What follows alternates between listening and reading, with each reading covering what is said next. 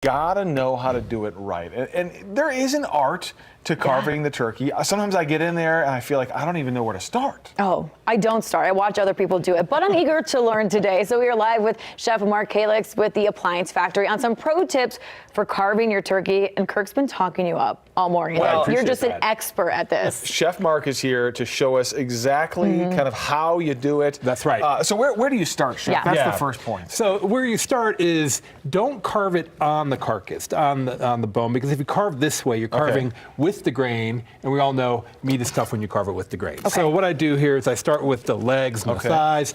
I just get in here and I get rid of these guys for now, right? Oh. And you want to use your hands. That's why I wear rubber gloves. I like how everybody takes a step back. There might be some juices flying, which is not a bad thing. Well, talk about the gloves, because I actually wore gloves the last time I did it, and it made a huge difference. Yeah, it just helps with the heat, you know. So make sure that you're getting your turkey to rest for at least an hour. Okay. This one didn't rest quite as much as I'd like it to, but no big deal. All right, now here's the magic. And I got a little puddle here, make a dam. All right. So you did the legs first. Yeah, and then what we're gonna do do here is the breast. And this is really the star of the show for most people. Okay. And don't use an electric knife, because an electric knife will just shake all the juice out of your turkey. So the bone's in the middle here. Yeah, right? yeah. So here's the breastbone. Okay. And now we have a boneless turkey breast. All right, I'm going to set that over here. 4 cuts and you got almost all the meat. Right. This is fascinating to me. You're so quick with it. Well, thank you. I've literally carved thousands of turkeys in my life. Like, I'm kind of an expert, so thank you. Yeah, so this is carving against the grain, which is going to make sure that your turkey remains moist. I don't care how well you carve your turkey, cook your turkey. If you don't carve it properly, you're going to end up with dry and gross. So what you're saying is don't cut it this way, and don't cut it this way. Cut it the short way. Cut it the short way like it's a steak. Okay. I feel like people in my life have all been doing it wrong all these years. And I know it's like nostalgic to do it at the table and sit there. Yeah. But what you end up with is like kind of this random amalgamation of turkey pieces. Okay. All this we eat at midnight, right? And then here we got to get to the drumsticks.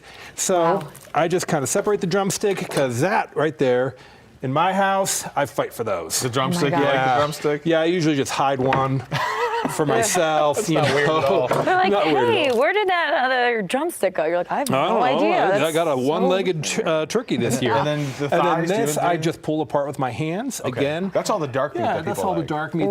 That's the good stuff. Yeah, So I like pull the this dark meat. apart, and I get it in there, and I just set it down, and then we end up with a really easy to eat.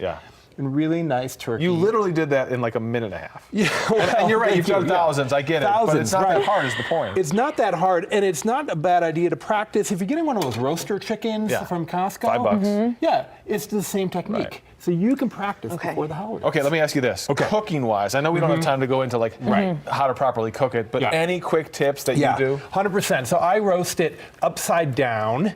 So this is the back. And I put that up towards the oven. Top of the oven, Majority of the time, then I flip it over at the last because all the juices then come down to the breast. It bastes, all that fat base.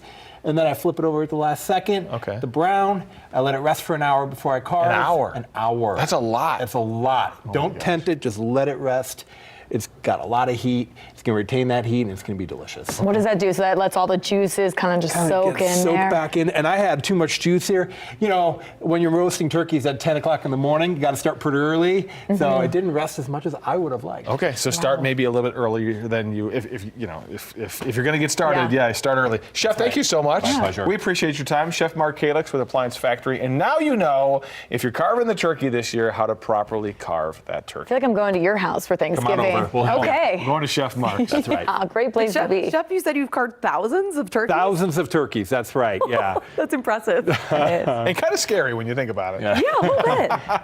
Hey, I heard him, by the way, we were preparing for this segment about 5 minutes ago. I just hear him like sharpening his knife. And just off into the distance. I'm like, what's happening? Who's hiding in the shadows Look at in here? this. Oh my gosh, can we try a piece of the turkey? Yeah, absolutely. Okay, let's get in there. Nice. That piece right All right, you guys eat. How about I take over the weather from here?